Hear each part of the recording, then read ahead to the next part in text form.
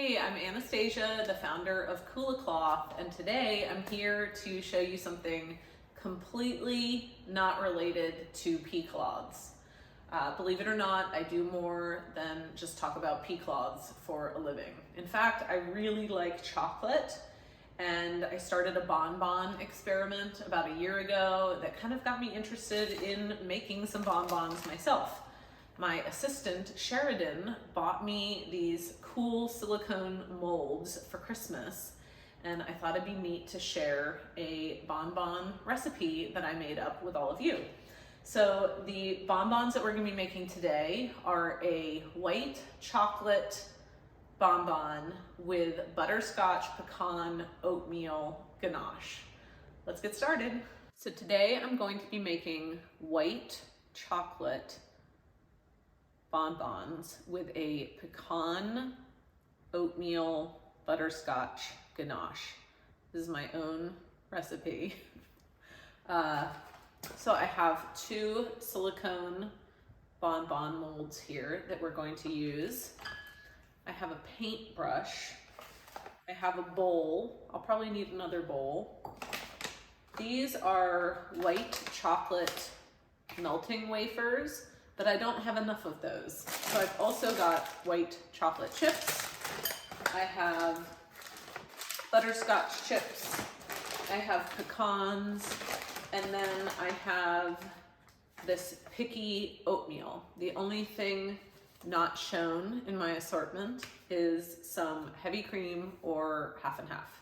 So to start, we have to melt the chocolate. Now, I've read articles about tempering your chocolate. Apparently, it's something you are supposed to do, which involves getting your chocolate up to 180 degrees and then bringing it back down to 85 degrees and then bringing it back up.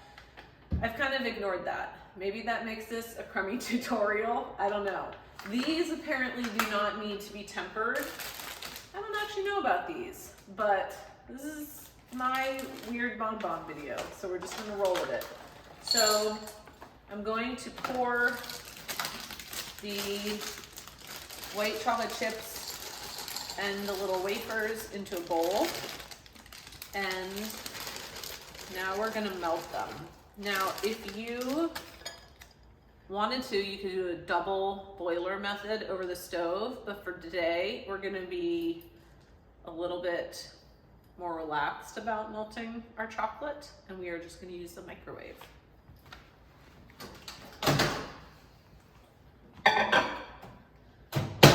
So I'll put it in for 30 seconds.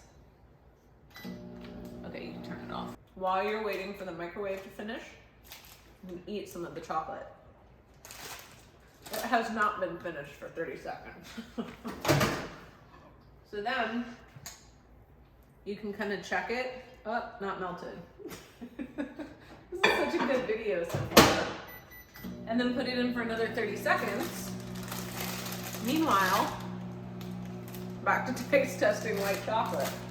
You might also want to taste the butterscotch morsels as well and make sure those are okay. Good.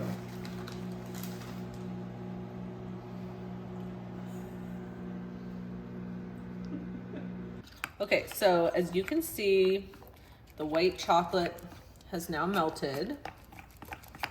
So I sort of stir it to get it to melt even more. And then what I'm gonna do is I am going to spoon the white chocolate into my bonbon molds. Now, professional chocolatiers probably do this a little bit differently than I do, but I'm just showing you the way that I'm doing it. And you can decide to do it this way, or you can decide to watch a tutorial from somebody who actually has training and experience doing chocolate. So now I have this mold filled with some white chocolate, and I'm going to take my paintbrush and I'm going to delicately make sure that the chocolate is sort of painted up the side of the mold, and I'm trying to get it in as thin of a coat as possible, but you don't want to miss holes because then your ganache is going to just pour out everywhere, which has happened to me before, and it's not as pleasant of an experience. So we'll just do that for all of them. They're all painted, my bonbon shells. So we are going to put them in the freezer with the other random assortment of items in my freezer. So now we're gonna make the ganache. So I have a little bowl of butterscotch chips here, and then I put some pecans in a little bag, and so I am going to crush the pecans, really pulverize them so that they are more like pecan dust than pecans. And then you can dump your pecan dust in with the butterscotch chips. And then I use this picky oatmeal because it's sort of a quick oats. It also has chia seeds and some other dried fruit in it and nuts. So I'm just gonna pour in, like just shake in a little bit of this oatmeal. And you can just mix it up with your hands because it's dry. So now this is ready, and all we're gonna add to this is hot cream. Okay, so now we're going to take a little bit of cream, or half and half. I honestly don't measure it out. I just put sort of a small amount in this pot. I think that the ratio is supposed to be 1-to-1, but I found that if you use too much cream, then the ganache is too watery and you end up just having to add a ton of chocolate back in. So you want to bring your milk or your cream up to a temperature where it's starting to bubble and froth. And I'm also gonna add in just a splash of vanilla extract.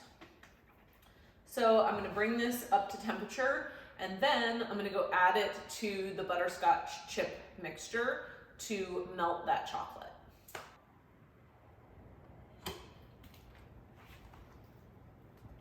It's frothy. So now we are gonna pour it in to the butterscotch mixture here.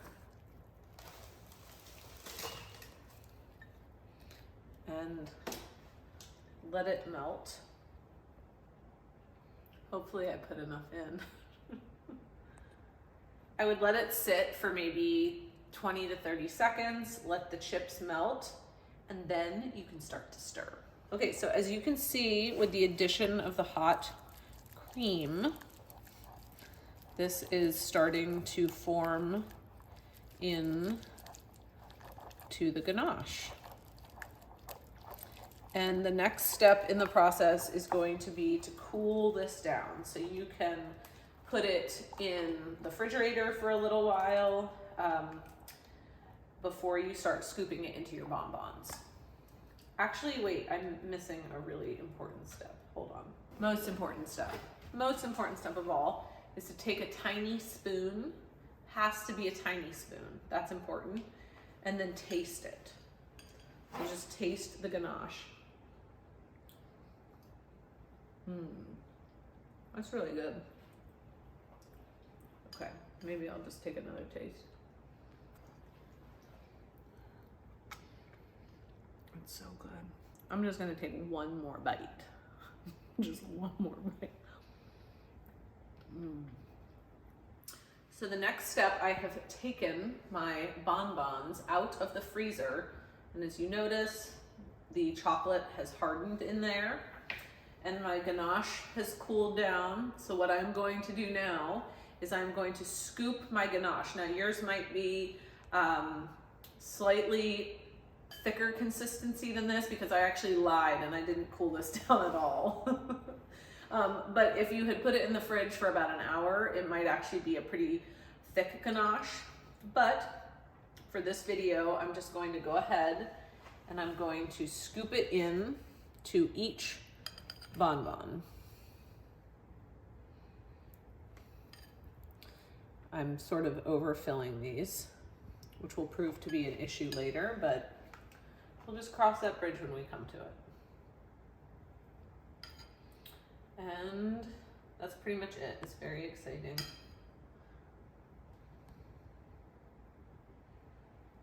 And as soon as you are done doing this, scooping the ganache in, you are going to put this entire tray back into the freezer.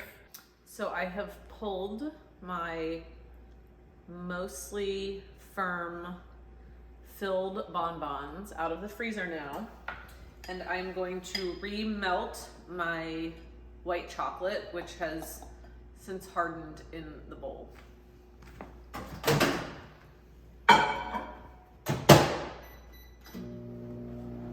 So I have my paintbrush again. I have my remelted white chocolate. And what I'm going to do is blop. It's a technical chocolatier term. I'm going to blop some white chocolate on the top. And then I usually do this 2 at a time because the chocolate is warm and I don't want it to melt the ganache too much. And I'm going to sort of smooth it around so that it is basically completely encasing the ganache. You don't want ganache shooting out the side, because when you go to take these out of the mold, then they will basically just fall apart.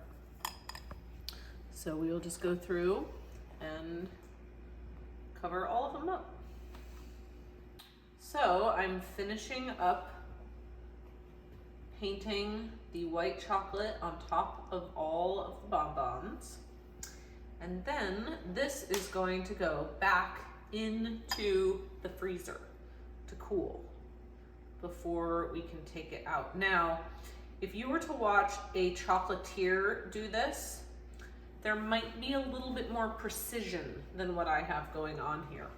However, don't let precision deter you, because then you'll never do anything and you'll think that you need to be perfect in order to do enjoyable things. And this is really fun. And guess what? Whether the bonbons are really messy or not, they taste amazing. So mine might not be the neatest, but they're gonna taste really good. So now I'm gonna take the covered bonbons and put them in the freezer again. So it's been a few hours. I've had a wardrobe change, but I just pulled the bonbons out of the freezer. And so now, this is the easy part. All you are going to do is pop your bonbons out of the mold. And as you can see, now some of these are a little bit messy. There might be some leaking ganache coming out the side, but I guarantee that they are going to be really good. It's not about how they look, it's about how they taste. So I hope you enjoy making them as much as I did. That's good.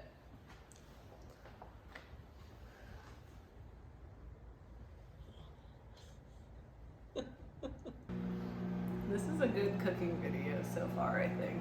Jared, edit this out. Jared, okay, people are gonna be very confused by that pile of butter. It's expired like 2 years ago.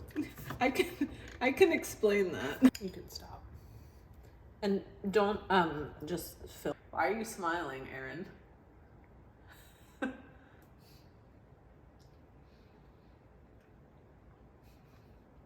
Are you still filming me? No. You're still filming. No. Do you need to make another batch for the video? Yeah, I need to. No, I think I have enough. Sure. Yeah, I'm pretty sure.